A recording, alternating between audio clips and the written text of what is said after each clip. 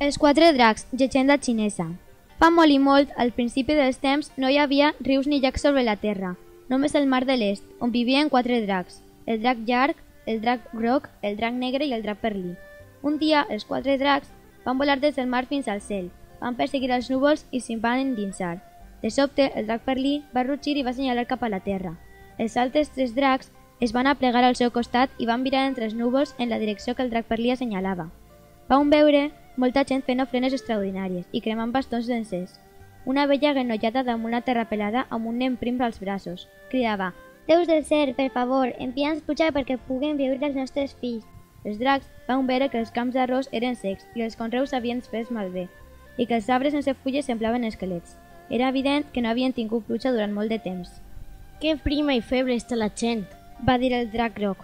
«Si no plou aviat, moriran». Els altres dracs van fer que sí amb el cap. «Vinga, anem a demanar a l'emperador ja de que plogui», va suggerir el drac llarg i es van enlairar des dels núvols i van volar cap a l'enllunyat palau celestial de l'emperador Jade. Al totpoderós emperador Jade no li van agradar gaire l'arribada poc ceremoniosa dels dracs. «Com goseu interrompre la meva feina tan important de fer-me càrrec del cel i la terra i tota la resta? Torneu al mar i comporteu-vos». «Però, majestat, els conreus estan assecant i la gent s'està morint de gana», va dir el drac llarg. «Per favor, envieu-hi pluja de seguida». L'emperador Jade volia tornar als seus somets, de manera que va fer veure que s'hi avenia. «Ah, d'acord. Ara torneu-vos que ja hi enviaré pluja demà». «Gràcies, majestat», van dir a l'unisson els quatre dracs i van tornar volant feliços cap a la terra.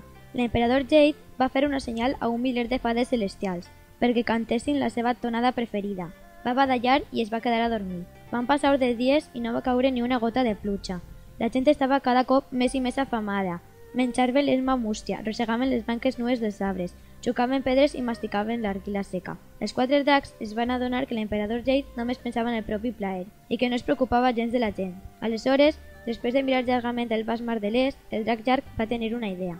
«El mar, que no és ple d'aigua, hem d'absorbir-la tota i escopir-la cap al cel. Caurà com pluja i salvarà els conreus i les gents». Els altres dracs van convenir que havien de provar de fer alguna cosa i aquesta era l'única que tenien. Van sobrevolar el mar i van xuclar aigua amb la boca. Després es van tornar a enlaiar sobre els núvols i van escopir l'aigua per tot arreu. Van volar amunt i avall moltes vegades, xuclant i escopint, fins que l'aigua del mar va caure en forma de pluja. «Plou, plou, a bots i a barrals», cridaven alegria a la gent i els nens saltaven els bassals. Van brollar rierols, després van córrer sobre els camps d'arròs fets malbé i rebrots verds van alçar el cap en l'aire mirant la pluja que caia. L'emperador Jade estava furiós i va ordenar als seus generals celestials que capturessin els quatre dracs. «Com goseu fer ploure sense el meu permís?», va bramar quan va portar-li els dracs al davant. «És l'última vegada que em desobeiu».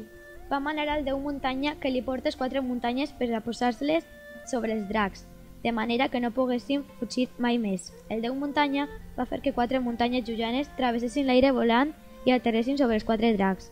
Així doncs, els dracs van haver de quedar-se allà, amb les muntanyes al damunt per sempre més.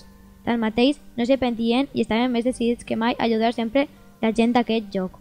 Es van convertir en rius fluint des de les muntanyes, travessant la terra ara fèrtil i morint al mar. I així es van formar els quatre grans rius de la Xina, el Heilongjiang, el drac negre, al nord Xujia i fred, el Huanghe, el drac groc, al centre el Changjiang, l'Yangtze o riu llarg, al sud remot i el Xinjiang perlí, al sud Yunnan tropical. I conte contat, conte acabat.